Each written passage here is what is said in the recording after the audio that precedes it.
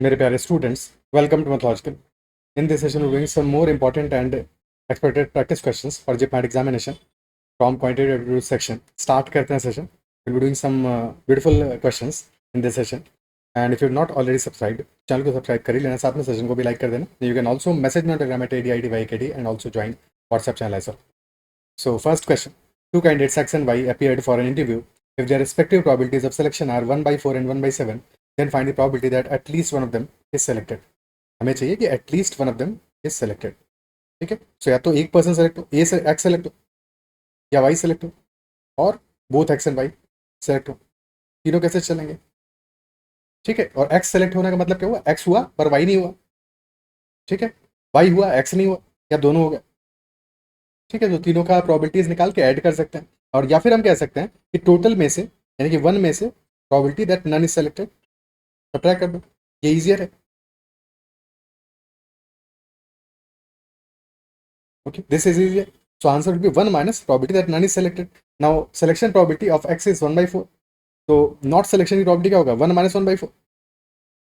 Similarly selection probability for y is 1/7. So not selection probability होगा 1 minus 1/7. तो answer आ जाएगा 1 minus 3/4 into 6/7, which is 1 minus 9/14, और 5/14 will be the answer. Option D answer हो जाएगा.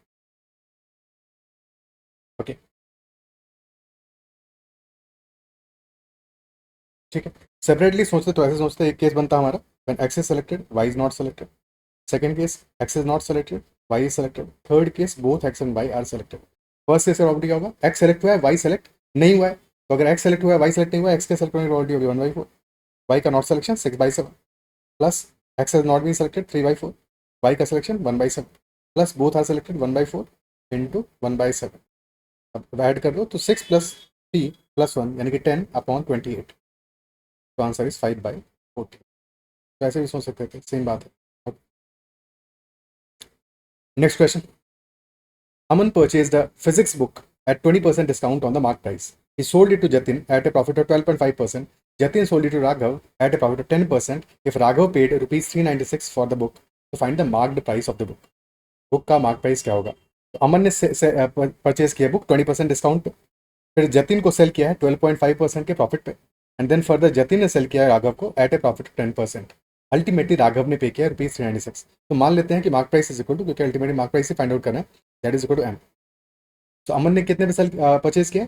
20% discount पे. 20% यानी कि 1/5 का डिस्काउंट है. डिस्काउंट यानी कि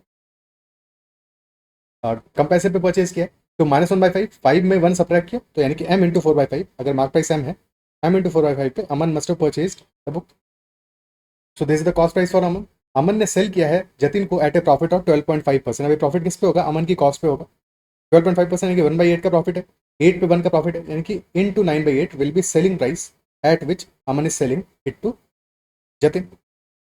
तो this will be cost price of Jatin. ठीक है. ये सेलिंग प्राइस है अमन के लिए और कॉस्ट प्राइस है फॉर जतिन, क्योंकि जतिन ने परचेज किया है इस प्राइस पे. अब जतिन ने सेल किया राघव को एट ए प्रॉफिट ऑफ 10%. 10% यानी कि 1/10 का प्रॉफिट है, 10 पे 1 का प्रॉफिट यानी कि into 11/10. This will be selling price for Jatin.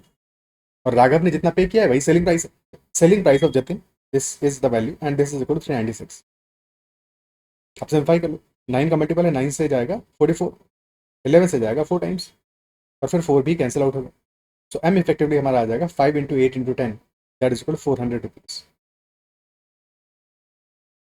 The mark price is equal to 400 rupees in this case, which is option B. ठीक है. Next question. मैचिंग लिस्ट 1 फिर लिस्ट 2. लिस्ट 1 में हमें कुछ क्वेश्चंस दिए हुए और हमें आइडेंटिफाई करना है लिस्ट 2 में उनके लिए आंसर्स क्या होगा, नंबर ऑफ वेज बेसिकली क्या होंगे. तो और ऐसे किसी भी केस जब एग्जाम में मिले तो हमें देखना है कि कौन सा ऐसा पर्टिकुलर ABCD में से ऑप्शन है जहाँ पे कि हमें सबसे कम मिनिमल वेज में अपना मैचिंग मिल सकता है. ठीक है. या जहाँ पे ज़्यादा वेज हो, सो दैट हमें मिनिमल आंसर मिले ABCD में से, हम चूज़ करना ईजिली. ए में सेकंड और फर्स्ट एंड फोर्थ कनेक्ट हो रहा है, बी में फर्स्ट सेकंड थर्ड फोर्थ सारे ही कनेक्ट हो रहे हैं. तो बी को चेक करना शुड बी द इजीएस्ट. सिर्फ एक को चेक करेंगे और हमें पता चल जाएगा कि एक्चुअल में आंसर क्या होगा इस मैचिंग का. तो बी को सॉल्व करते हैं. Ways letters of the word extra can be arrange such that vowels are never together.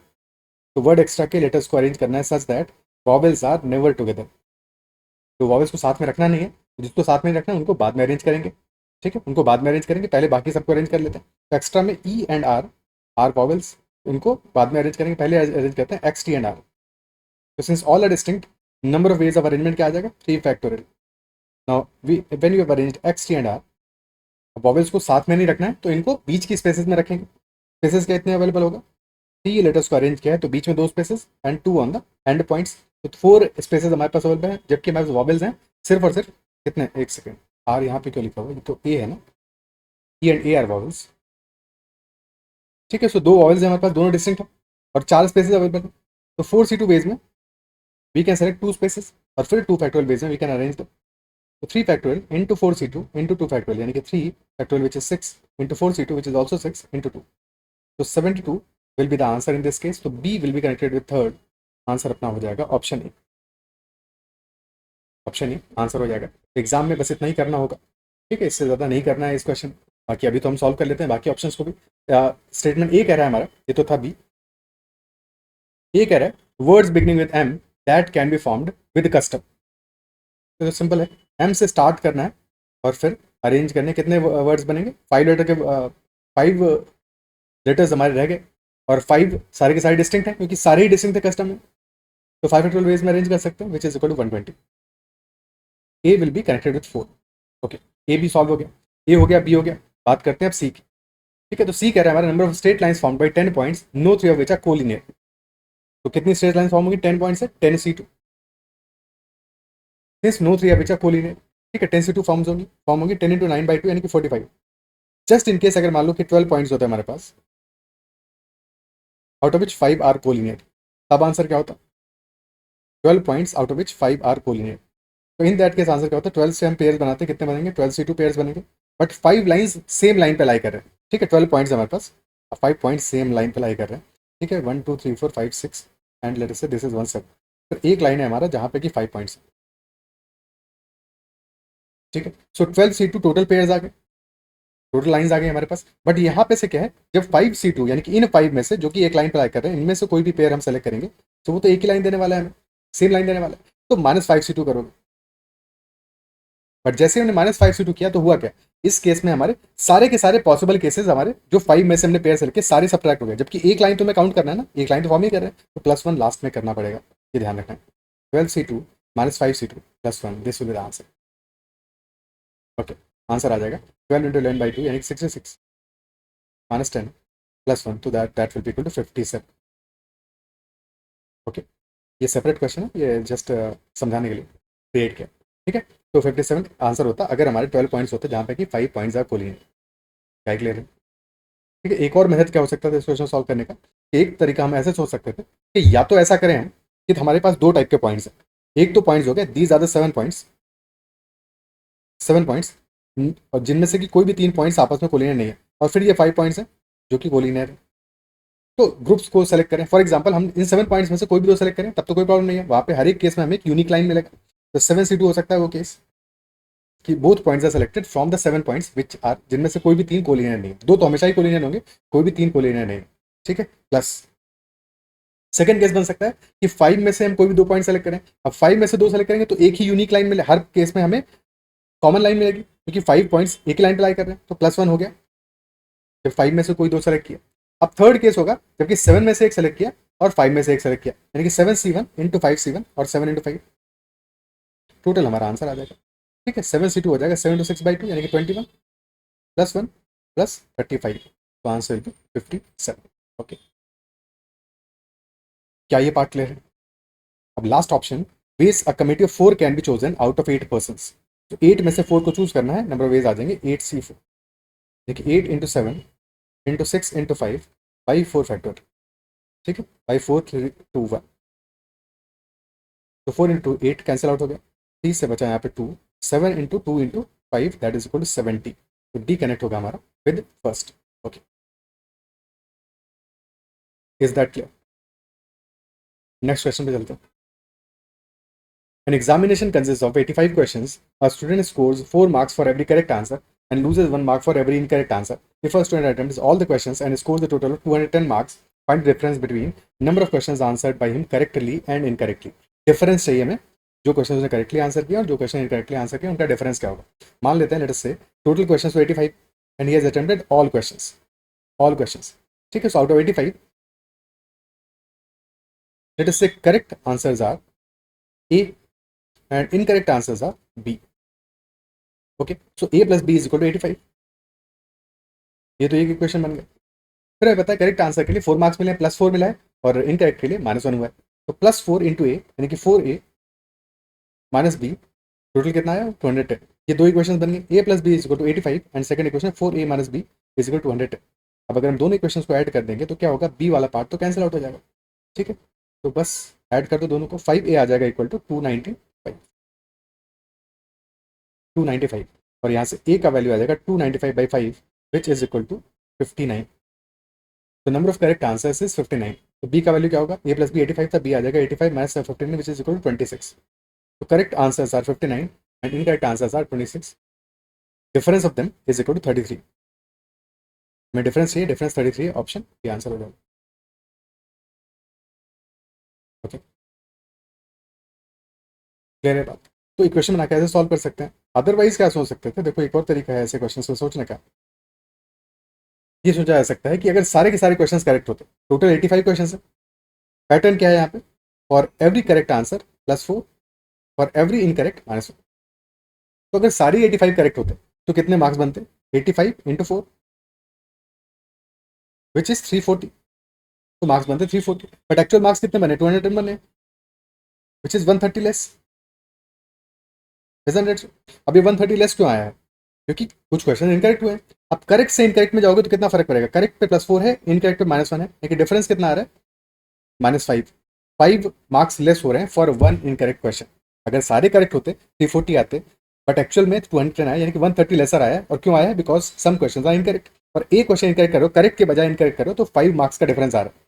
ठीक है, तो एक क्वेश्चन पे 5 मार्क्स का डिफरेंस आ रहा है और टोटल हमारा 130 लेस हो रहा है, which is 26 into 5, यानी कि this implies that 26 questions are incorrect. So remaining 59 must be correct. ठीक है, 26 हमारे इनकरेक्ट होंगे फॉर श्योर और 59 हमारे करेक्ट होंगे, तो डिफरेंस होगी 33। ठीक है, okay, next question. Given below are two statements. Statement 1 कह रहा है if speed of a boat in still water is 15 km/h and speed of the stream is 3 km/h, the average speed of the boat for a complete round trip of 100 km upstream and 100 km downstream is 14.4 km/h. Okay, तो यहाँ पे हमारा जो upstream downstream दोनों distance same है। जब भी दोनों डिस्टेंस सेम हो तो डायरेक्टली एवरेज निकाल सकते हैं, कोई दिक्कत नहीं। ठीक है, फिर हमें 100 किलोमीटर को यूज़ करने की ऐसा ज़रूरत नहीं है यहाँ पे। ये तो हमें पता ही है कि डाउनस्ट्रीम स्पीड क्या है हमारा, 15 हमारा बोट का स्पीड है स्टिल वाटर में, और 3 स्पीड ऑफ द स्ट्रीम है। डाउनस्ट्रीम स्पीड आ जाएगा 15 + 3 विच इज़ 18, और अपस्ट्रीम स्पीड आ जाएगा 15 - 3 विच इज़ 12।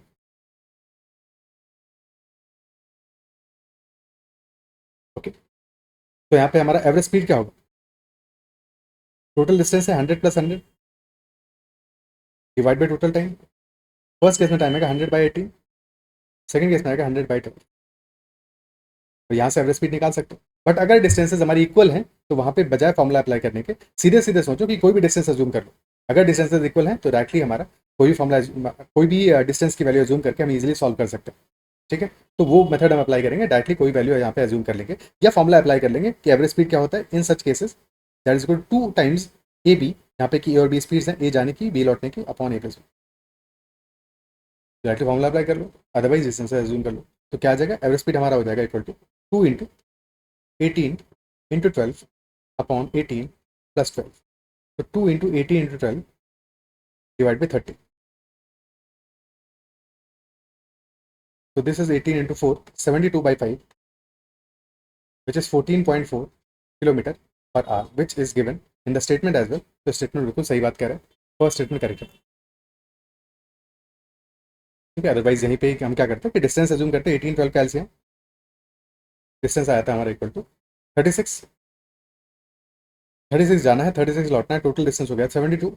और जाने में टाइम कितना लगेगा, 36/18, 2 आवर्स, लौटने में लगेगा 36/12, 3 आवर्स, टोटल टाइम हो गया 5 hours, 72/5, so that is equal to 14.4.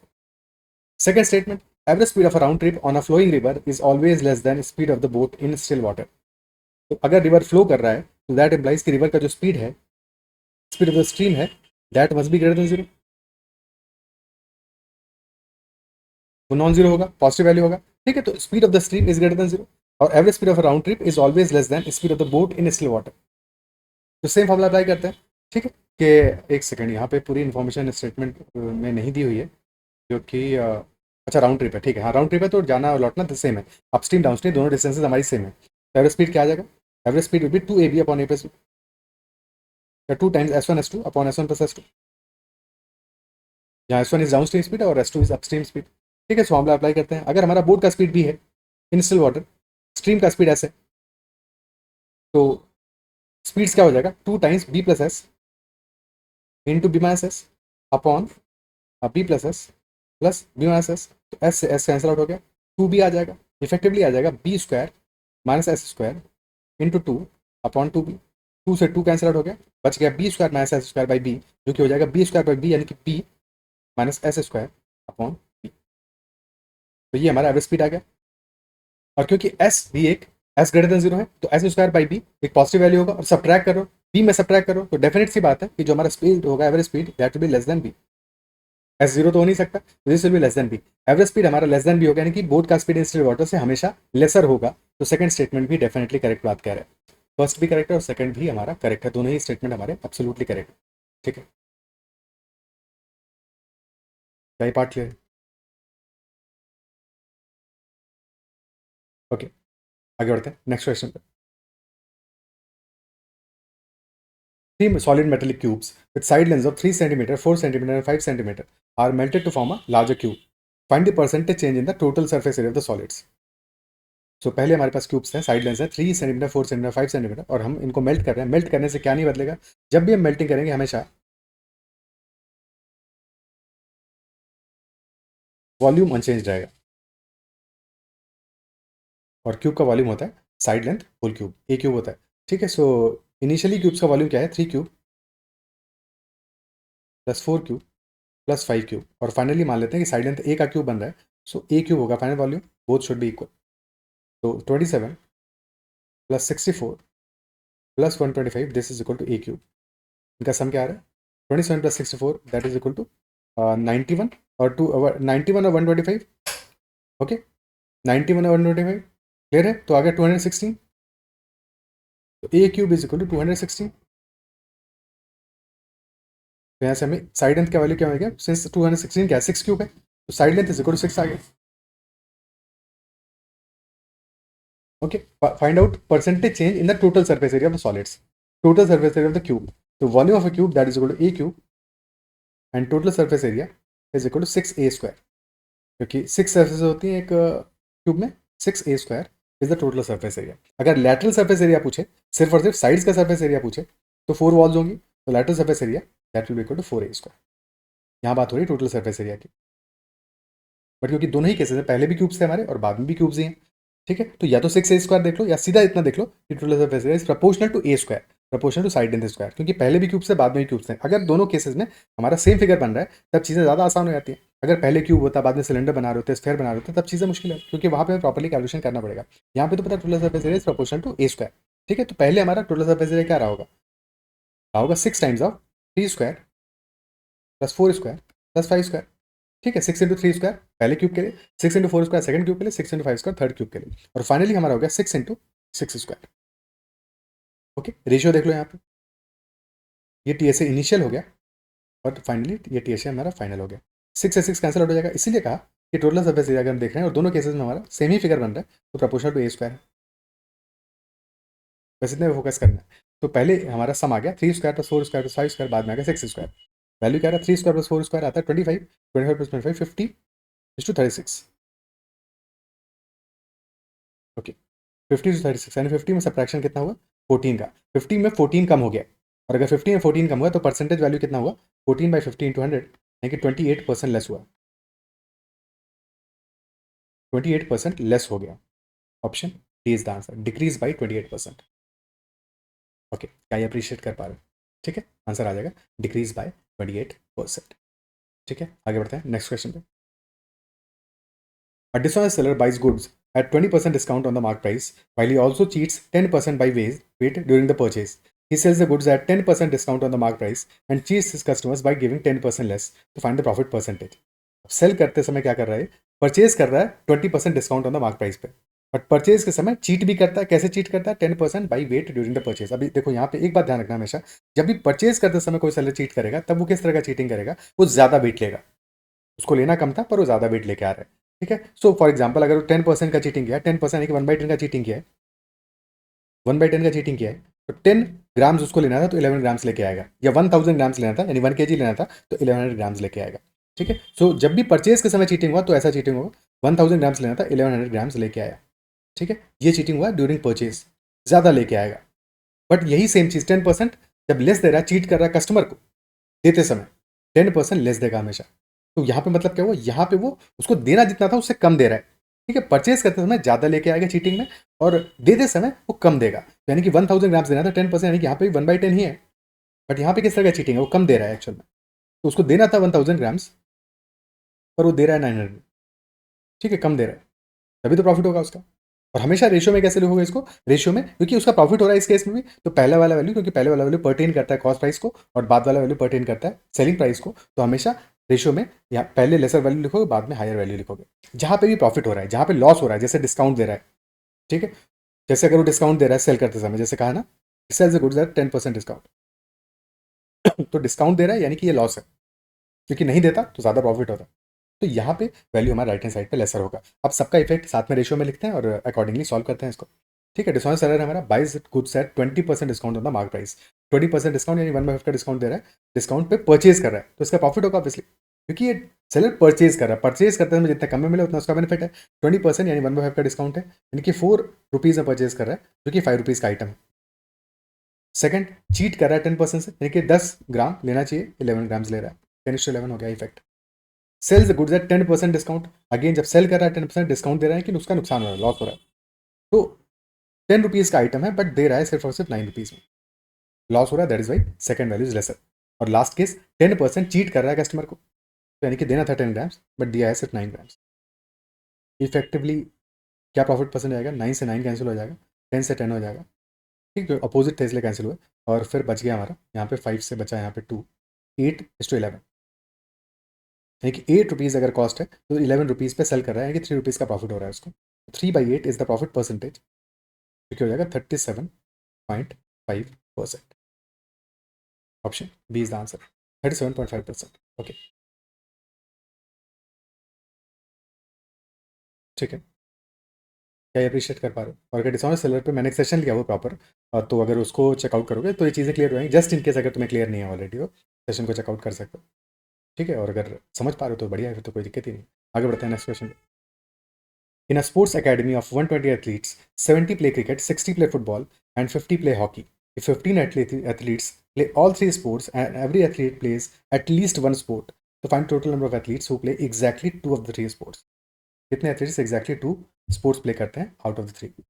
तो 120 athletes are there, पर every athlete plays at least one. तो ऐसा कोई भी एथलीट नहीं है जो कि कोई भी स्पोर्ट प्ले नहीं करता। तो टोटल 120 एथलीट्स हैं जो कि कोई ना कोई गेम तो खेलते ही खेलते हैं, okay.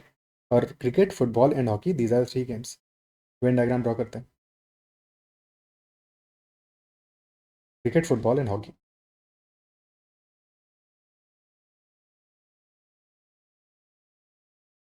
Cricket players are 70, football players are 60, and hockey players are 50.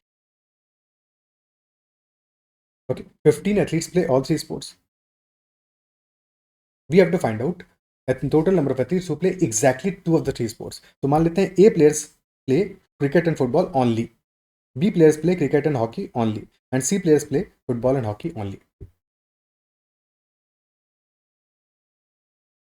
ठीक है, अब अगर हम सेट थ्योरी का फॉर्मूला अप्लाई करें कि cricket, union football, union hockey, this number, this will be equal to number of players playing cricket plus number of players playing football plus number of players playing hockey minus number of players playing cricket and football minus cricket and hockey minus football and hockey plus cricket intersection football intersection hockey,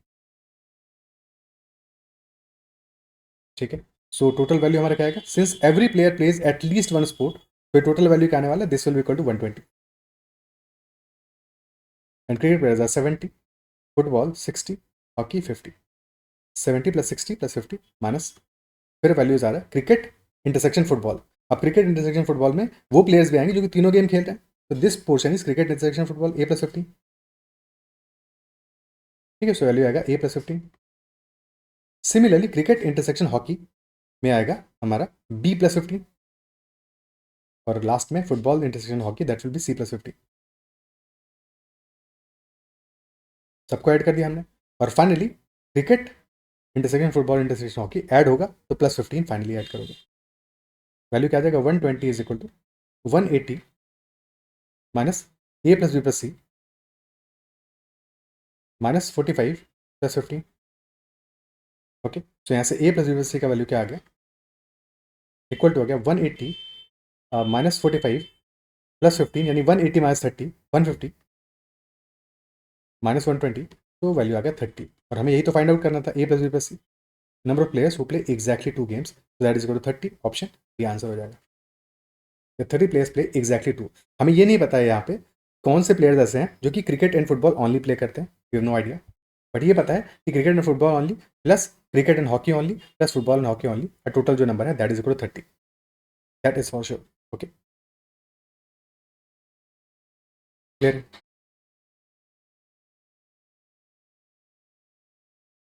answer होगी 30। अब देखो ये एक approach हो गया इस question solve करने का। एक और अप्रोच क्या हो सकता है कि जब भी कभी ऐसा केस हमें गिवन हो, ठीक है, पहली चीज तो ये पता होना चाहिए कि यहाँ पे एक पोर्शन ऐसा भी हो सकता है, यहाँ पे तो चलो पता था इस केस में कि every player is playing at least one sport, but question ऐसा भी तो हो सकता था ना, हो सकता है कुछ प्लेयर्स ऐसे होते हैं जो कि कोई भी गेम नहीं खेल रहे हो, दो प्लेयर इस पोर्शन में आते हैं आउटसाइड दीज थ्री, है कि नहीं, तो ये कौन से प्लेयर्स होते हैं जो कि नो स्पोर्ट्स प्ले करते हैं। बट अभी इस प्रेजेंट केस में हमें पता था दिस नंबर इज 0, किसी और क्वेश्चन में ये नंबर 0 के बजाय 10 20 हो सकता था, तो वहां पे वो हमें सब्ट्रैक्ट करना पड़ता, तब उस केस में हम यहाँ पे जब वैल्यू लिखते हैं number players cricket union football union hockey, तो ये जो टोटल हमारा 120 था, 120 माइनस नन, नन वाले को सब्ट्रैक्ट जरूर करते हैं, यहाँ पे नन 0 है तो प्रॉब्लम नहीं हुआ, ठीक है, अदरवाइज वो हमें सब्ट्रैक्ट करना पड़ता। अब इस क्वेश्चन को सॉल्व करने का एक और मेथड देखते हैं। देखो जब भी हम ऐसा क्वेश्चन कर रहे हैं तो यहाँ पे 3 केसेस हैं हमारे, 3 केसेस हैं, अगर 0 वाले को हटाते हैं तो उसके बाद में या तो प्लेयर्स हैं जो कि एक गेम खेल रहे हैं, या तो प्लेयर्स हैं जो कि 2 गेम खेल रहे हैं, या तो प्लेयर्स हैं जो कि 3 गेम खेल रहे हैं। तो 1 game players, 2 game players and 3 game players. अब जो 1 गेम प्लेयर्स हैं they will be counted in one of the games, isn't it so, यानी कि एक बार ही उनका काउंटिंग होगा। 2 game players will be counted in 2 games, वो फॉर एग्जाम्पल क्रिकेट और फुटबॉल दोनों खेल रहे हैं तो क्रिकेट में भी काउंट होंगे और फुटबॉल में भी काउंट होंगे। 3 game players will be counted in all 3 games, वो क्रिकेट में भी काउंट होंगे, फुटबॉल में भी काउंट होंगे और हॉकी में भी काउंट होंगे, यानी 70 में भी वो एडेड होंगे, 60 में भी एडेड होंगे, 50 में भी एडेड होंगे, इजंट इट सो। तो यहाँ पे अगर हम बात करें, हमें पता है every player is playing at least 1 game, तो जो एक गेम खेल रहे होंगे, अगर हम मान लेते हैं लेट अस से कि those players who are playing exactly 1 game, उनको हमने फर्स्ट से डिनोट किया, एग्जैक्टली 2 गेम सेकंड से डिनोट किया, एग्जैक्टली 3 गेम्स थर्ड से डिनोट किया, ठीक है। सो एग्जैक्टली 1 गेम प्लेयर्स,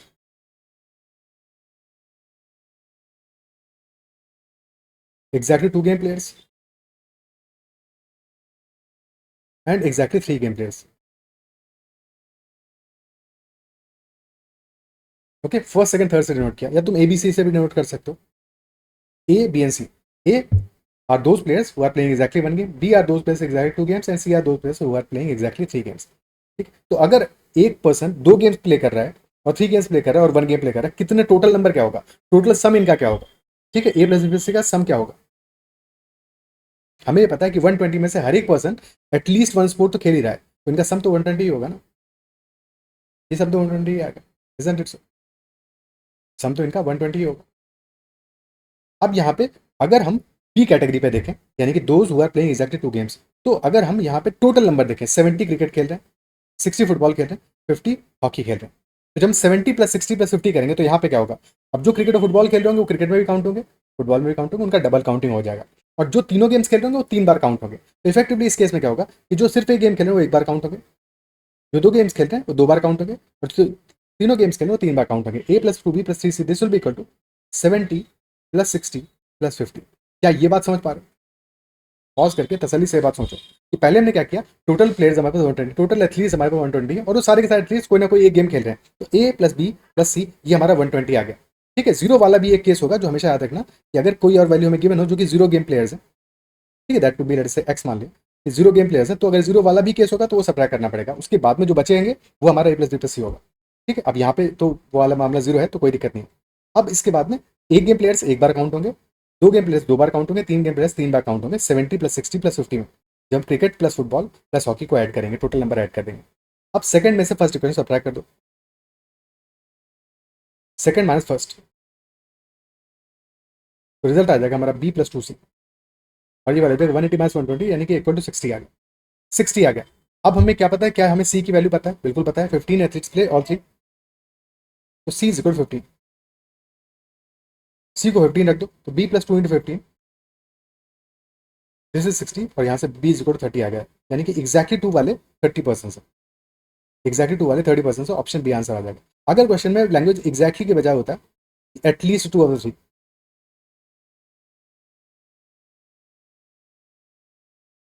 तब यहाँ पे हमें b प्लस सी चाहिए होता, जो होता है equal to 45।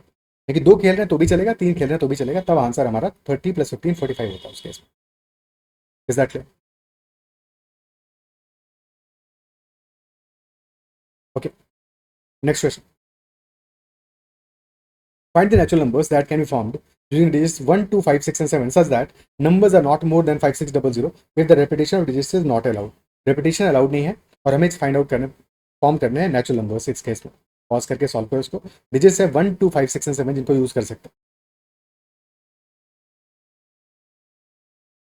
And any number should not be more than 5600, यानी कि all such number should be less than equal to 5600। 5600 हो सकता है बट उससे लार्जर वैल्यू नहीं हो सकता।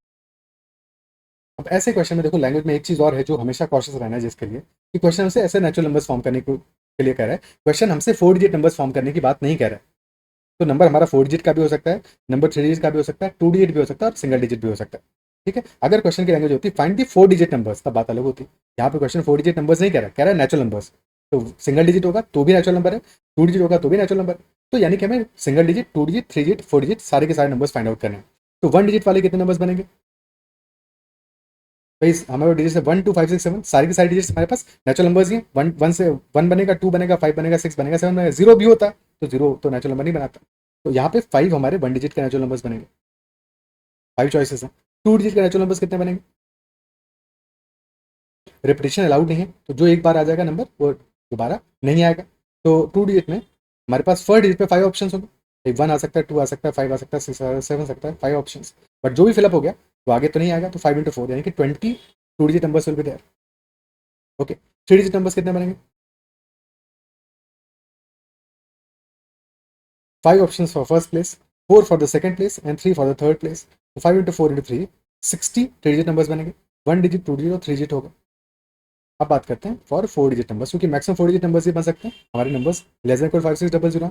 5 डिजिट का तो बनना नहीं है, मैक्सिमम 4 डिजिट ही बन सकता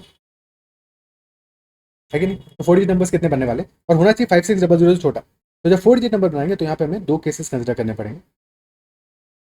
फर्स्ट केस होगा जबकि हमारा लेफ्ट मोस्ट डिजिट 1 हो या फिर 2 हो, तब तो कोई प्रॉब्लम नहीं है। बट अगर लेफ्ट मोस्ट डिजिट हमारा 5 हो गया, 6 और 7 तो हो ही नहीं सकता, क्योंकि 6000 और 7000 में नंबर हमें बनाने ही नहीं है। 5 हुआ तब ध्यान रखना है कि 5 के बाद में नेक्स्ट में 6 तो नहीं आ सकता, 7 तो नहीं आ सकता, बिकॉज नंबर फिर हमारा 5600 से बड़ा हो जाएगा। क्या क्या आ सकता है यहाँ पे? फिर उस केस में 1 आ सकता है, 2 आ सकता है। ठीक है, तो पहले हम ये काउंट करते हैं 1 और 2 वाले, क्योंकि वहाँ पे कोई कंडीशन नहीं है। 1 और 2 यानी कि यहाँ पे 2 चॉइसेस हैं और कोई एक फिलअप हो जाएगा। मान लो हमने 1 को फिलअप कर दिया यहाँ पे, तो इसके बाद में 2 आ सकता है, 5 आ सकता है, 6 आ सकता है, 7 आ सकता है, यानी कि 4 चॉइसेस होंगे। फिर एक फिलअप हो जाएगा, 3 बचेगा, फिर 2 बचेगा।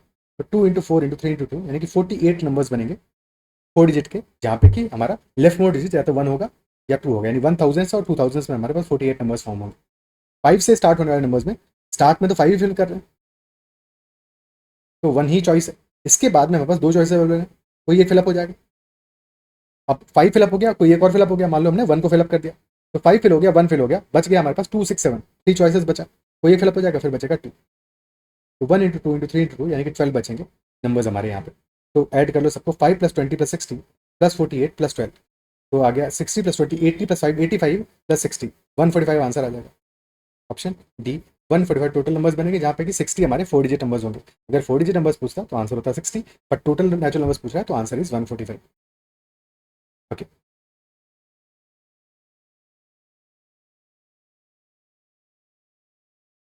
अगर रेपिटेशन अलाउड होता तब चीज़ें और भी आसान रहती, क्योंकि फिर हम सब्ट्रैक्ट नहीं करना पड़ता। हमें पता था कि अगर रेपिटेशन अलाउड होता जस्ट इन केस, तो 1 डिजिट में कितने बनते, 5 बनते। 2 डिजिट में कितने बनते, 5 इंटू 5 25 बनते। 3 डिजिट में 5 इंटू 5 इंटू 5 125 बनते। तो रेपिटेशन अलाउड में चीज़ें और काफ़ी आसान हो जाती।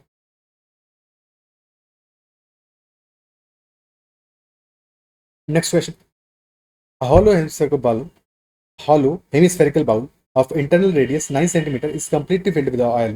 This oil is to be filled into small cylindrical bottles of diameter 3 centimeter and height 4 centimeter. How many such bottles are required to empty the bowl completely? Bowl का पूरा कंटेंट, पूरा ऑयल हम फिल कर रहे हैं इन cylindrical bottles. तो दोनों cases में हमारा क्या चीज़ सेम रहेगा, बाउल में कितना है वॉल्यूम जो ऑयल का है वो सेम रहेगा, वही तो फिल कर रहा है। तो वॉल्यूम हमारा दोनों केसेस में इक्वेट करोगे। अब मान लेते हैं कि एन बॉटल्स हमें चाहिए होंगी, एन बॉटल्स का वॉल्यूम इक्वल करोगे। ठीक है, so volume of a hemisphere क्या होता है, volume of a hemisphere that is half that of volume of a sphere. This is 2/3 by R cube. और volume of a cylinder this is pi R square. तो volume of hemisphere क्या आ जाएगा हमारा, और internal radius 9 centimetre. Internal radius important है क्योंकि oil जो हमारा है वो इनसाइड में फिल होगा। अगर हमें फॉर एग्जांपल अगर रेडियस एक्सटर्नल दिया होता, मान लो कहता है क्वेश्चन कि रेडियस एक्सटर्नल हमारा 10 सेंटीमीटर है और थिकनेस हमारा 1 सेंटीमीटर है, तब हमें वहाँ पे इंटरनल रेडियस पहले निकालना पड़ता, जो कहता है 10-1 एक्सटर्नल रेडियस माइनस थिकनेस, यानी कि तब हमें 9 सेंटीमीटर वैल्यू मिलता है। बट यहाँ पे डायरेक्टली हमें इंटरनल रेडियस गिवन है, तो ईजिली हम वॉल्यूम निकाल सकते हैं। वॉल्यूम हो जाएगा 2/3 into pi into R cube, यानी कि 9 into 9 into 9। This is total volume of oil. और ये एन बॉटल्स में फिलअप करना है, सिलेंड्रिकल बॉटल्स में। एन बॉटल्स का वॉल्यूम क्या होगा, N into pi into R square into H. यहाँ पे डायमीटर गिवन है, अगेन ध्यान देना, रेडियस गिवन नहीं है। डायमीटर हमारा 3 सेंटीमीटर, तो रेडियस हो जाएगा 3/2। तो 3/2 इंटू 3/2 क्योंकि आर स्क्वायर है, और इंटू एच हाइट है 4। पाई से पाई कैंसिल करो, और क्या क्या कैंसिल होगा, और 9 से 9 कैंसिल हो जाएगा, 3 इंटू 3 9, 2 इंटू 4 से 4 कैंसिल हो जाएगा। एन इक्वल टू हो जाएगा यहाँ पे, और 2/3 और 3 से यहाँ 3 कैंसिल हुआ, 27 into 2 54। N is equal to 54 हमारा आंसर आ गया। Option A will be the answer, 54 in this case. Okay,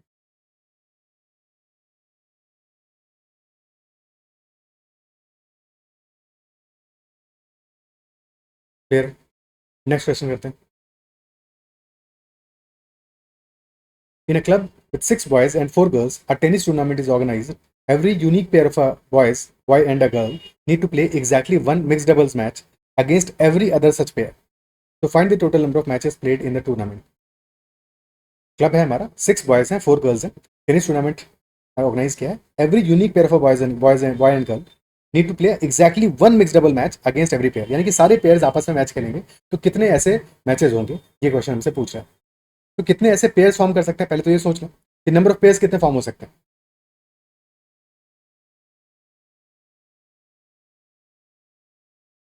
तो पेयर में क्या होगा, एक बॉय होगी एक गर्ल होगी, एक बॉय होगा एक गर्ल होगी। ठीक है, सो 6 C1 वे से we can select a boy and 4 C1 way से we can select a girl. तो 6 into 4 24 pairs can be form. नहीं क्लियर है, 6 C1 इंटू 4 C1 24 पेयर्स हम फॉर्म कर सकते हैं। अब यहाँ पे देखो, एक गलती जो नहीं करनी है कि 24 C2 तो नहीं कर दोगे।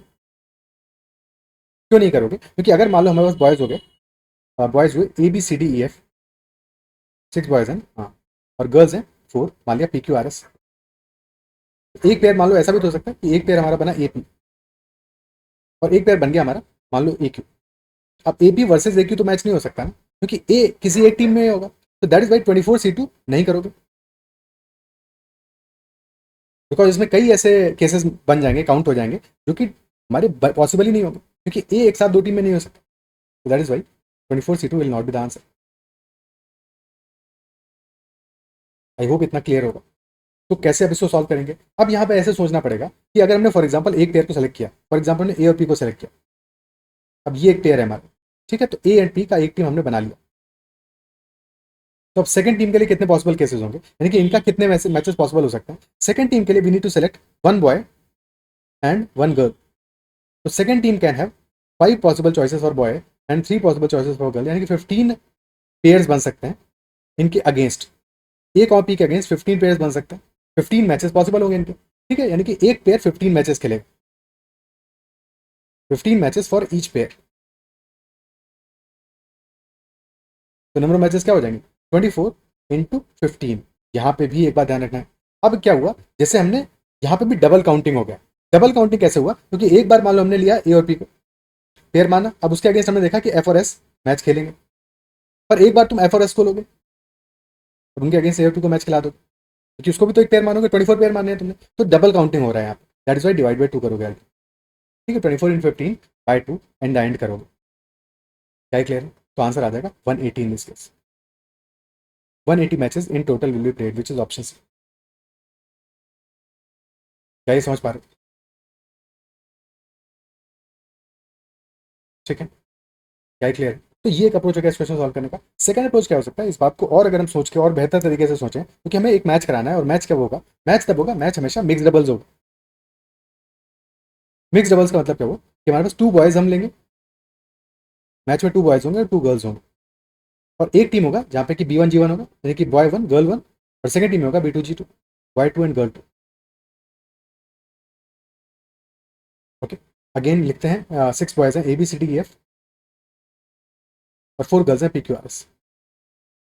अब अगर हमें एक मैच कराना है, क्योंकि नंबर ऑफ मैचेस हमें फाइंड आउट करना है, तो एक मैच के लिए हमें क्या करना पड़ेगा, 2 बॉयज सेलेक्ट करने पड़ेंगे, 2 गर्ल्स सेलेक्ट करनी पड़ेगी, तभी तो मैच हो पाएगा, क्योंकि मैच में हमें चाहिए for one match, for one mix double match we need 2 boys and 2 girls.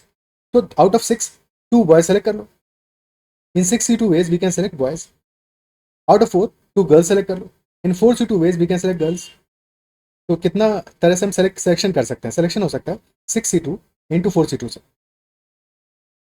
ये तो क्या सिलेक्शन, सिलेक्शन वाला पार्ट हो गया। अब अरेंजमेंट भी देखना है, मान लो हमने सेलेक्ट कर लिया 2 बॉयज को पी और बी, और 2 गर्ल्स सेलेक्ट हुई P एंड Q। अब पेयर बनाने हैं, कितने पेयर बन सकते हैं आप, तो देखो एक पेयर बन सकता है ए का पी के साथ में, ए पी का पेयर बन जाएगा तो बाई डिफॉल्ट बी और क्यू का पेयर बनेगा, तो ये एक मैच हो सकता है। सेकंड क्या हो सकता है, ए का क्यू के साथ पेयर बना दो तो बी और पी का बाई डिफॉल्ट पेयर बन जाएगा, तो ये एक मैच हो सकता है। तो 2 मैचेस ही पॉसिबल है, एक बार तुमने 2 बॉयज 2 गर्ल्स को सेलेक्ट कर लिया, 2 ही मैचेस पॉसिबल है, तो प्राइवेट 2 कर दो, this will total number of matches 6C2 यानी 15, 4C2 यानी 6 multiply by 2, 15 into 6 into 2 2 180 matches in total will be played. क्या ये अप्रिशिएट कर पा रहे हो, क्या मेथड समझ पा रहे हो?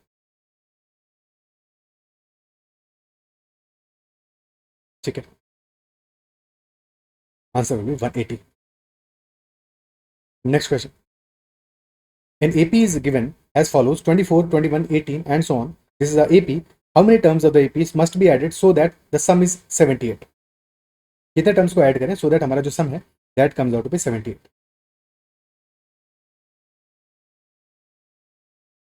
अभी एपी हमारा एक डिक्रीजिंग एपी है, स्टार्ट हो रहा है 24 से, 24, 21, 18 और सम चाहिए 78। नेक्स्ट टर्म क्या आएगा 15 आएगा। अब मेरे हिसाब से यहीं पे सम हमारा 78 हो जाएगा, 24 प्लस 21 प्लस 18 प्लस 15, 24 प्लस 15 कितना आ रहा है 39, 78, तो यहीं पे सम हमारा 78 हो जा रहा है। तो sum of 4 terms is equal to 78।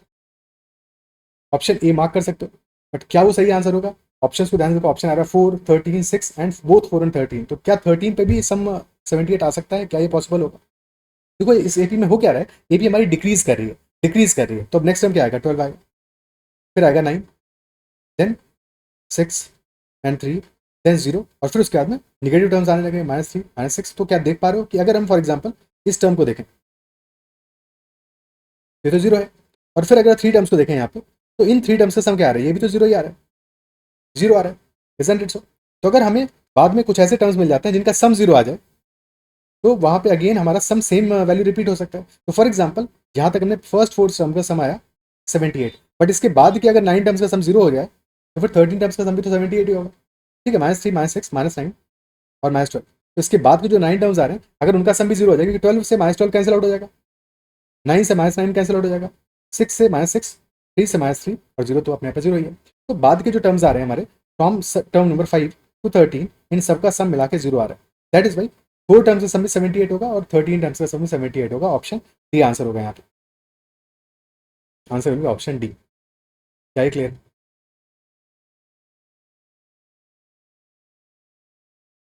ठीक है, फॉर्मूला अप्लाई करोगे तो फॉर्मूले में वैसे भी क्वाड्रेटिक बनेगा, तो वहाँ पे हमें 2 रूट्स मिलेंगे। अगर हम सम ऑफ एन टर्म्स का फॉर्मूला अप्लाई करें in this A P, so sum of N terms हो जाएगा N by two into two A 2 into 24 48 plus N minus one times D, और डी क्या रहा minus 3 this is equal to 78। Okay, so N by two into 48 minus 3n plus 3 यानी 51 minus 3n, this is 78। तो हो गया 51n minus 3n square, 2 से multiply कर दिया, आ गया 156। ओके, तो 3n square minus 51n plus 156 is equal to 0। Divide कर दो 3 से, तो N square minus 17n plus 52 this is equal to 0। 17 sum आ रहा है, 52 प्रोडक्ट आ रहा है, 13 एंड 4 में ब्रेक कर लोगे, तो n minus 13 into N minus 4 equal to 0। यहाँ से n इज इक्वल टू 4 या फिर 13 आ जाएगा।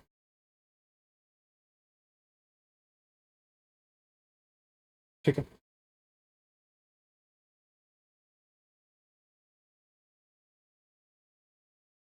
Next question, if sin theta plus cos theta is equal to 1 by 2, then find the value of sin cube theta plus cos cube theta। sin theta plus cos theta 1 by 2 है, तो sin cube theta plus cos cube theta का value क्या होगा। अब अगर हम इसको cube कर देते हैं directly, a plus B whole cube क्या होता है, a plus B whole cube this is equal to a cube plus b cube plus 3ab into a plus B. तो अगर हम डायरेक्टली क्यूब कर दें इस इक्वेशन को, तो sine theta plus cos theta 1 by 2 cube करते ही आ जाएगा a क्यूब यानी sine cube theta plus b cube cos cube theta, जिसका हमें सम चाहिए, प्लस 3ab यानी 3 sine theta cos theta into a plus b sine theta plus cos theta, और राइट हैंड साइड में आ जाएगा 1 by 2 whole cube which is equal to 1 by 8। अब ये पार्ट हमें चाहिए है, बट हमें साइन थीटा कॉस थीटा का वैल्यू नहीं पता है। Sine theta plus cos theta तो आ जाएगा 1 बाई 2 फिर से एक बार, but sine theta cos theta का वैल्यू भी हमें चाहिए होगा। अब इसका वैल्यू कैसे फाइंड आउट करें, ये वैल्यू कैसे फाइंड आउट किया जाए। तो यहाँ पे हमें एक चीज़ और पता है, साइन थीटा कॉस थीटा में कभी भी क्वेश्चन दिया हो तो sine square theta plus cos square theta, that we for sure know that this is equal to 1। इस आइडेंटिटी को यूज कर सकते हैं, पर यहाँ तक पहुंचेंगे कैसे, स्क्वायर करके पहुंचेंगे। तो स्क्वायर कर दो फर्दर, क्यूब तो हमें करना ही था क्योंकि अल्टीमेटली हमें sine cube theta plus cos cube theta चाहिए, बट स्क्वायर करने से हम sine square theta plus cos square theta equal to 1 वाली आइडेंटिटी को यूज कर सकते हैं। स्क्वायर कर दो, तो sine square theta plus cos square theta plus 2 sine theta cos theta this is equal to 1 by 4। अब यहाँ पे ये पार्ट तो 1 आ गया, तो 2 sine theta cos theta equal to आ जाएगा 1 बाई 4 माइनस 1 यानी माइनस 3 बाई 4। तो साइन थीटा कॉस थीटा आ जाएगा इक्वल टू माइनस 3 बाई 8। अब रिप्लेस कर दो ये वाले यहाँ पे, तो हमें मिल जाएगा sign cube theta plus cos cube theta plus 3 sine theta cos theta 3 into minus 3 by 8 into sine theta cos theta which is 1 by 2। तो अगर ये हमारा इक्वल टू एस है और ये टोटल आ रहा है इक्वल टू 1 बाई 8, तो आगे S minus 9 by 16 is equal 1 by 8 या 2 बाई 16 हो गया, तो एस आ गया equal to 9 by 16 plus 2 by 16 11 by 16। Required sum will be 11 by 16, option C is the answer. ठीक है,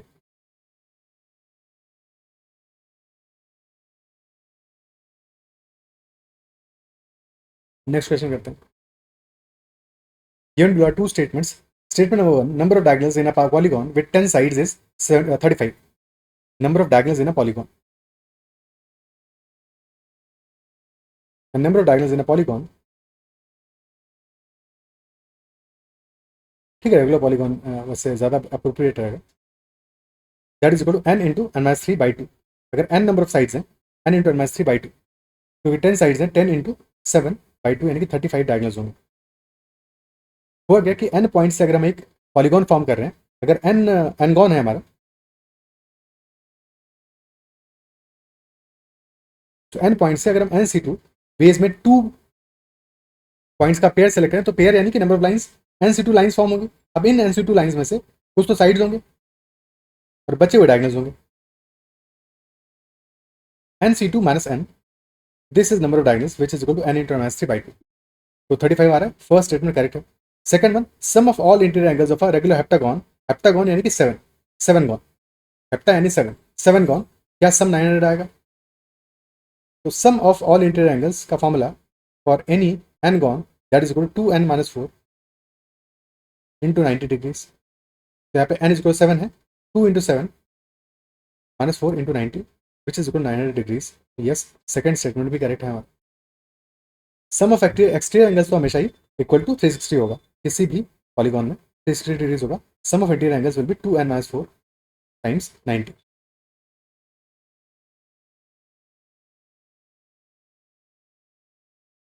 next question, the average monthly temperature recorded over 31 days is 30 degrees centigrade. The average for the first 15 days is 28.6 and that of the last 15 days is 31. What is the temperature recorded on the 16th day? पहले 15 days का average है 28.6, last 15 का average is 31. So what is the temperature recorded on the 16th day? Total 31 days का average हमें पता ही है, तो सम निकल आएगा। सम क्या होगा? Equal to sum of all 31 days, that will equal to 31 into 30। First 15 का एवरेज आया 28.6, तो सम होगा 15 इंटू 28.6 प्लस 16th डे का टेम्परेचर एक्स मान लेते हैं, लास्ट 15 डेज का एवरेज है 31, तो 15 31 सम आ जाएगा। अब ये इक्वल होना चाहिए पूरा। अब यहाँ से हमें एक्स की वैल्यू फाइंड आउट करना है, ठीक है। एक्स का वैल्यू फाइंड आउट करना है, सारा कुछ एक्स के अलावा लेफ्ट हैंड साइड में चले जाओ। 31 into 30 minus 15 into 28.6 minus 15 into 30, तो 31 इंटू 30 में से 31 इंटू 15 सब्ट्रैक्ट करोगे, 31 तो कॉमन आ रहा है, तो बच जाएगा 31 इंटू 15 माइनस 15 इंटू 28.6 करो, अगेन 15 कॉमन आ जाएगा, this will B 15 into 31 minus 28.6, so this will be 2.4, 15 into 2.4 which is equal to 30 plus 6 36, 36 degrees centigrade will be the temperature on the 16th day. Option D will be the answer. Option D हमारा answer हो जाएगा, ठीक है। ये तो approach हो गया proper solve करने का। और अदरवाइज ऐसे केसेस में क्या कर सकते हो, नेट डेविएशन इक्वल टू 0 भी कर सकते हो, क्योंकि हमारा एवरेज तो पता है हमें, 31 डेज का एवरेज आ रहा है 30 degree centigrade. Net deviation from average, deviation from average delta D, net deviation from average that is always equal to 0। Net यानी कि विद साइन, साइन के सामने डेविएशन देखें, delta D must be equal to 0। तो left hand side में तो 0 आ जाएगा जब 31 डेज की बात करेंगे। राइट हैंड साइड में क्या वैल्यू आएगा हमारा, 15 डेज में 28.6 एवरेज आ रहा है, तो इस एवरेज का डेविएशन कितना है? एवरेज का डेविएशन कितना है? हमारा ओवरऑल एवरेज है 30, 28.6 क्या है उससे 1.4 लेसर है, 1.4 लेसर है, तो डेविएशन कितना आएगा? 15 इंटू माइनस 1.4, लेस है माइनस 1.4, साइन के साथ में हमेशा डेविएशन लिखोगे, 15 इंटू माइनस 1.4। अब इसके बाद में 16 डे का हमें वैल्यू पता नहीं है, बट डेविएशन कितना होगा? अगर 30 से डेविएशन देखेंगे तो 30 माइनस एक्स मान लेते हैं, अगर 30 से कम वैल्यू आएगा, ठीक है। ऑप्शन सारे के साथ ज़्यादा है, चलो एक्स माइनस 30 मान लेते हैं, कोई दिक्कत नहीं होगा, एक्स का वैल्यू नेगेटिव आ जाता है उस केस में, एक्स माइनस 30 मान लेते हैं। प्लस इसके बाद के 15 डेज में एवरेज है 31, जो कि 30 से +1 है, डिविजन +1 का है एवरेज का, तो सम का क्या होगा? 15 इंटू +1। सॉल्व कर लो, तो 0 इज इक्वल टू अल्टीमेटली हमें क्या वैल्यू आ जाएगा? 15 इंटू माइनस 1.4 प्लस 15 इंटू 1 यानी 15 इंटू माइनस 0.4, तो 0 is equal to -6 minus plus X minus 30, यहाँ से एक्स इज इक्वल टू आ गया 36 डिग्रीज, ठीक है। बस ध्यान ये रखना है कि हमेशा यहाँ पे विद साइन ही लिखना है डेविएशन, ये गलती नहीं करना है कि साइन हटा दो वहाँ पे, तभी प्रॉब्लम हो जाएगा। और जो वैल्यू एडिशन ले रहे हो वहाँ पे भी डेविएशन ही देखना है, कि हम डेविएशन की ही बात कर रहे हैं यहाँ पे, तो उसका भी एवरेज से डेविएशन लिखना पड़ेगा, ठीक है। Next question, a vendor purchased a keyboard and a mouse whose cost prices are in the ratio 9:5, selling the keyboard at a 7% profit and the mouse at a 9% profit yield a total profit of rupees 324. If the keyboard is sold at a 15% loss and mouse at a 40% profit, तो find the net profit or loss in this case. कितना हमारा net profit या फिर loss होगा?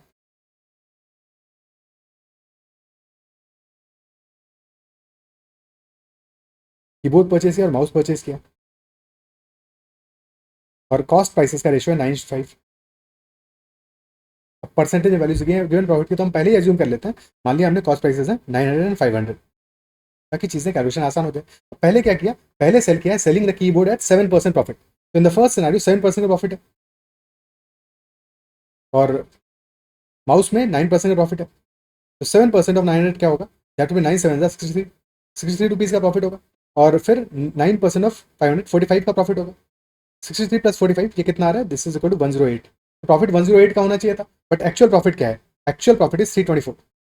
भाई values तो हमने assume किया है ना, एक्चुअल वैल्यूज थोड़ी है। तो 108 प्रॉफिट होना चाहिए था, बट हुआ है 324 का, यानी कि 3 टाइम्स मल्टीप्लाई हुआ है। तो actual values must be 900 into 3 and 500 into 3 for cost prices of keyboard and mouse. यानी कि actual cost price of keyboard that must be equal to 2700 rupees और that of mouse is 1500 rupees. अब solve हो जाएगा। 15% loss हुआ है keyboard में और 40% प्रॉफिट हुआ है माउस में। तो माउस में कितना लॉस हुआ है, माउस में कितना प्रॉफिट हुआ है, 1500 इंटू 40% तो 40% कितना होगा, 10% में 150, 40% भी 600 रुपीज़ का प्रॉफिट होगा। और कीबोर्ड में लॉस हुआ है 15% का, 10% हुआ 270, 270 प्लस 135 यानी कि 405 का लॉस होगा। तो 405 का लॉस हुआ है और 600 का प्रॉफिट हुआ है। नेट में हमारा 195 रुपीज़ का प्रॉफिट होगा। 195 रुपीज़ प्रॉफिट ओवरऑल होगा on one keyboard and one mouse. Option C is the answer. ठीक है,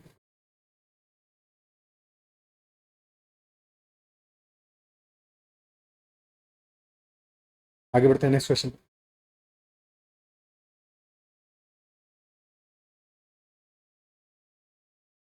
The difference between squares of two consecutive even integers will always be divisible by which of the following? Squares of two consecutive even integers. Even integers हैं, उनका square कर रहे हैं। एक तो example ले सकते हैं, यहाँ पे मालूम नहीं एग्जांपल लिया 2 स्क्वायर एंड 4 स्क्वायर। तो डिफरेंस क्या आएगा, 4 स्क्वायर 2 स्क्वायर डिफरेंस क्या आएगा, और 16 माइनस 4 यानी कि डिफरेंस आ रहा है 12 का। अब इस डिफरेंस को देख के लग रहा है कि हाँ 4 से डिविजिबल तो है, 4 से डिविजिबल तो है और 6 से डिविजिबल भी है। तो आंसर को मार्क करने में गलती कर सकते हो, 6 को भी सेलेक्ट कर लिया। बट क्या एक केस में तुम्हें दिख रहा है ऐसा, देखो हमेशा ये ध्यान रखना जब भी कभी ऐसे केसेस को सॉल्व करो, ऐसे क्वेश्चन को सॉल्व करो और अगर एग्जाम्पल लेके सॉल्व करो, तो वहाँ पे एक चीज हमेशा ध्यान रखना कि हमें चाहिए ऑलवेज डिविजिबल बाई। लैंग्वेज क्या कह रहा है, ऑलवेज डिविजिबल बाई। किसी एक केस में हो सकता है कि किसी नंबर से डिविजिबल हो, बट हमेशा नहीं हो। ठीक है, हमेशा नहीं हो, ऐसा जरूरी थोड़ी है कि एक बार है तो हमेशा होगा। बट एक बात जरूर है कि अगर एक बार डिविजिबल नहीं हो रहा है किसी एक नंबर से, तो उससे हमेशा नहीं होगा। यानी कि 8 से डिविजिबल नहीं दिख रहा है, 16 से डिविजिबल नहीं दिख रहा है, तो सी और डी तो पक्का आंसर नहीं होगा, क्योंकि क्वेश्चन कह रहा है ऑलवेज डिविजिबल बाय। अगर 8 से एक केस में डिविजिबल नहीं है तो किसी भी केस में डिविजिबल नहीं होगा। If only one example is there that is satisfying the condition that the number the difference is not divisible by 8, then किसी भी केस में डिविजिबल बाई हमेशा डिविजिबल बाई 8 नहीं होगा। ये बात पक्की है। तो ऑलवेज आंसर नहीं हो सकता, यानी कि 8 और 16 हट गया, यानी कि सी और डी तो आंसर का पार्ट नहीं होंगे। देखिए option C, option D will not be part of the answer. ठीक है, बट क्योंकि 6 से डिविजिबल आ रहा है, इसका मतलब नहीं कि हमेशा 6 से डिविजिबल होगा, तो वो रॉन्ग कंक्लूजन होगा, ये कंक्लूजन नहीं ड्रॉ कर सकते। बट 8 और 16 से नहीं होगा, ये कंक्लूजन ड्रॉ कर सकते हैं। क्या ये बात अप्रिशिएट कर रहा है, ये हमेशा लॉजिकली बात समझना। क्वेश्चन करा ऑलवेज डिविजिबल भाई, तो अगर जिस नंबर से एक बार भी डिविजिबल नहीं आ रहा है तो उससे कभी भी डिविजिबल नहीं आएगा। बट किसी नंबर से एक बार फॉर एग्जाम्पल आ रहा है तो उससे हमेशा ही आएगा, ऐसा जरूरी नहीं है। जैसे यहाँ पे 3 से डिविजिबल आ रहा है बट हमेशा होगा नहीं कह सकते, 6 से आ रहा है हमेशा होगा नहीं कह सकते, 4 से आ रहा है हमेशा होगा नहीं कह सकते। ठीक है, सिर्फ किसी जनरल क्वेश्चन का, इस क्वेश्चन में इसलिए कह सकते हैं कि हमारे इवन इंटीजर्स को स्क्वायर करो, और कोई भी इवन इंटीजर कभी स्क्वायर करोगे, इवन इंटीजर क्या है, यानी कि मल्टीपल बाई 2 है, 2 के है, जैसे ही स्क्वायर करोगे तो याद आएगा 4 के स्क्वायर। तो जो डिफरेंस होगा, दूसरा नंबर भी तो इवन ही है, तो वो भी 4 का मल्टीपल है, पहला ही 4 का मल्टीपल है, तो डेफिनेटली 4 का मल्टीपल तो होगा ही होगा। ऑप्शन ए तो definitely part of the answer है। ठीक है, इस केस में तो है क्योंकि हमेशा ही होगा ये। अब यहाँ पे जनरल सोल्यूशन कैसे करोगे, जनरल सोल्यूशन कैसे करोगे, दो कॉन्सेक्यूटिव इवन इंटीजर्स है हमारे, पहले को हमने मान लिया 2k, तो बाद वाला क्या होगा 2k प्लस 2 हो, ये 2 का ही तो डिफरेंस आएगा। अब स्क्वायर करके difference 2k plus 2 whole square minus 2k whole square, तो आएगा 2k प्लस 2 यानी 4k square plus 4 plus 8k minus 4k square. 4k square से 4k स्क्वायर कैंसिल आउट हो गया, 4 कॉमन आ जाएगा, 4 इंटू 2k प्लस 1,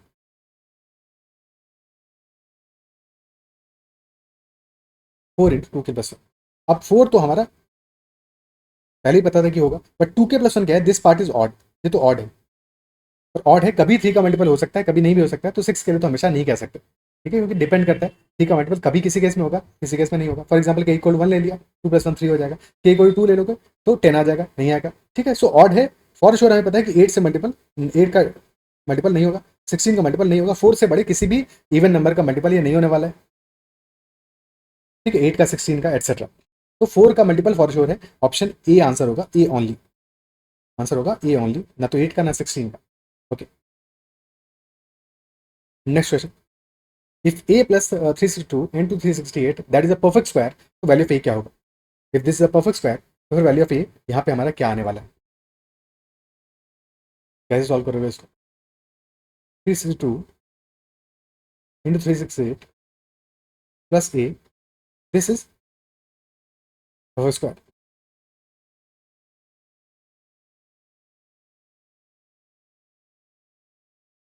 अब यहाँ पे दो नंबर हमें दिख रहे हैं, जो अननोन है, देखो उससे तो नहीं सॉल्व हो पाएगा। 362 और 368 ये हमें दो नंबर्स दिख रहे हैं, जहाँ पे डिफरेंस कितना है, डिफरेंस आ रहा है 6 का। तो ऐसे केसेस में ब्रेक करने की कोशिश करो नंबर को। फॉर एग्जाम्पल अगर मैं मेंशन है 12 इंटू 14, 12 को हम लिख सकते हैं 13 माइनस 1, एवरेज क्या आ रहा है, एवरेज आ रहा है 13 का, और 14 लिख सकते हैं 13 plus 1, this can be written 13 square minus 1 square. Similarly यहाँ पे हमारा एवरेज क्या आ रहा है इन दोनों नंबर्स का, गैप है 6 का, एवरेज आ रहा है 365, तो एक नंबर हो जाएगा 365 माइनस 3, सेकंड हो जाएगा 365 प्लस 3, तो नंबर हो जाएगा ultimately 365 whole square minus 3 square plus A.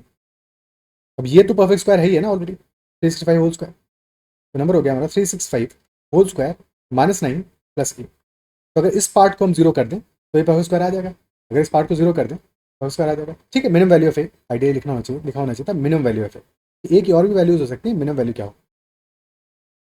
So in this case 365 whole square plus A minus 9, अब ए माइनस 9 को जीरो कर दो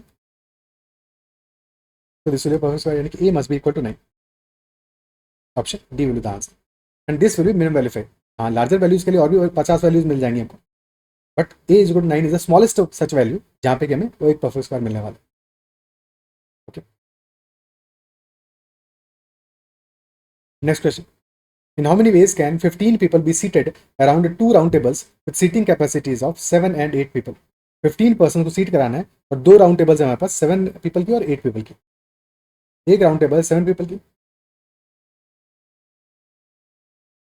और एक और राउंड टेबल है हमारे पास 8 पीपल की।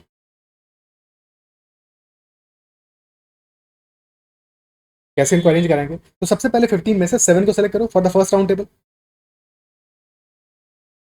15 सी 7 वेज में वी कैन सेलेक्ट द। अब सेलेक्ट करने के बाद अरेंज कर दो इन 7 को। अरेंजमेंट क्या होगा, क्योंकि सर्कुलर अरेंजमेंट है तो n - 1 फैक्टोरियल होगा, यानी दिस विल बी 7 - 1 फैक्टोरियल। और अब दूसरी टेबल के लिए तो सारे के सारे जो बचे हुए पर्सन है दूसरे में बिठा सकते हो, दूसरे में बिठाने का तरीका क्या होगा, 8 - 1 फैक्टोरियल। आंसर आ गया 15 factorial by 8 factorial 7 factorial into 6 factorial 7 factorial. 7 factorial cancel हो गया, आंसर आ गया 15 factorial into 6 factorial by 8 factorial, option D answer होगा। ओके, क्लियर है। नेक्स्ट क्वेश्चन देखते हैं, average of 5 consecutive odd numbers is a, if the next 4 odd numbers are also included then average पे क्या फर्क पड़ेगा? तो 5 कॉन्सेक्यूटिव ऑड नंबर्स हैं जहाँ पे एवरेज हमारा ए आ रहा है, नेक्स्ट 4 को ऐड करेंगे तो एवरेज पे क्या फर्क पड़ेगा? ऐसे कैसे क्या कर सकते हो, क्योंकि आंसर हमारा एक ऑप्शन कैन बी डिटरमाइंड है, ये प्रॉब्लम है। अगर ये गिवन नहीं होता है तो फिर हम डायरेक्टली एक एग्जांपल ले लेते, कोई भी एग्जांपल ले लेते और अपना आंसर फाइंड आउट कर लेते, क्योंकि 5 कॉन्स्टिट्यूटिव ऑड नंबर्स दिए हैं तो पहले 5 को मान लो, 1 3 5 7 9, फर्स्ट 5 को एवरेज क्या आएगा, average value middle value which is equal to 5 होगा, ठीक है। और फिर क्या करें, नेक्स्ट 4 को फिर से ऐड करो, नेक्स्ट 4 ऐड कर दो यहाँ पे, 11 13 15 एंड 17। अब एवरेज क्या हो जाएगा, एवरेज अभी भी क्या होगा, मिडिल वैल्यू होगा, बट अब मिडिल वैल्यू शिफ्ट हो गया होगा, शिफ्ट हो गया होगा। अब हमारे पास नंबर्स कितने हैं, 5 + 4 9 है, तो मिडिल वैल्यू क्या होगा, 5th ऑड नंबर होगा, लेकिन 9 होगा। कितना इंक्रीज हुआ है, 4 का इंक्रीज आया है। यही पैटर्न इनफैक्ट हमेशा ही फॉलो करेगा, ठीक है, हमेशा ही फॉलो करेगा। जनरल सॉल्यूशन देखना तो कैसे देखेंगे, 5 कॉन्स्टिट्यूटिव ऑड नंबर्स हैं जहाँ पे कि एवरेज हमारा ए आ रहा है, एवरेज कौन सा होगा, 5 कॉन्स्टिट्यूटिव ऑड नंबर्स हैं, average will be third term, देखिए एपी फॉर्म करेंगे, एवरेज थर्ड टर्म होगा, थर्ड टर्म हमारा ए आ गया, उसके बाद के टर्म्स आएंगे a+2 एंड a+4, उसके पहले वाले आएंगे a-2 एंड a-4, एवरेज है ए। अब 4 और टर्म्स को ऐड कर रहा हूँ तो नेक्स्ट होगा a+6 a+8 a+10 a+12, ना भी लिखते तो भी ये सोचते कि पहले 5 टर्म्स थे, अब हो गए 9 टर्म्स। एवरेज कहाँ पे होगा, क्योंकि ये सारे सारे टर्म्स एपी में एवरेज होगा मिडिल वैल्यू, यानी कि 5th टर्म होगा एवरेज। 5th टर्म हमारा हो जाए A+4, यानी कि एवरेज ए से हो गया A+4, 4 का इंक्रीज आया है, option C is the answer. अगर कैन नॉट डिटरमाइन ऑप्शन में नहीं गिवन होता तब तो एक छोटा सा एग्जांपल लेते, कोई भी एक एग्जांपल ले लेते, फिर वहां से पैटर्न को ऑब्जर्व कर लेते। बाकी इन जनरल कभी भी एपी है तो अगर तुम 4 टर्म्स को ऐड करने वाले हो तो एवरेज हमारा जस्ट हाफ शिफ्ट होगा, यानी कि अगर 4 ऑड टर्म्स को हमने ऐड किया है, 4 ऑड नंबर्स को ऐड किया है, तो एवरेज हमारा 2 ऑड नंबर शिफ्ट होगा। 2 ऑड नंबर्स, क्योंकि एक odd number constant odd numbers का गैप होता है 2 का, तो जब तुमने 4 ऑड नंबर्स को ऐड किया है तो हमारा एवरेज +2 × 2 होगा, क्योंकि एक ऑड नंबर शिफ्ट होते तो 2 का एडिशन होता, 2 ऑड नंबर शिफ्ट हुआ एवरेज, तो 4 का एडिशन होगा, यानी कि इंक्रीज करेगा 4 से। ठीक है, तो these are all the questions in this session. I believe जो भी क्वेश्चन सारे सारे क्वेश्चन समझ आएंगे। फिर भी कहीं किसी क्वेश्चन में डाउट रहता है तो कमेंट जरूर मेंशन करना, अपना फीडबैक भी जरूर कमेंट सेक्शन में, तुम्हारा सेशन कैसा लगा। And that's all for this session. Bye, take care and keep running and also like this session. Take care.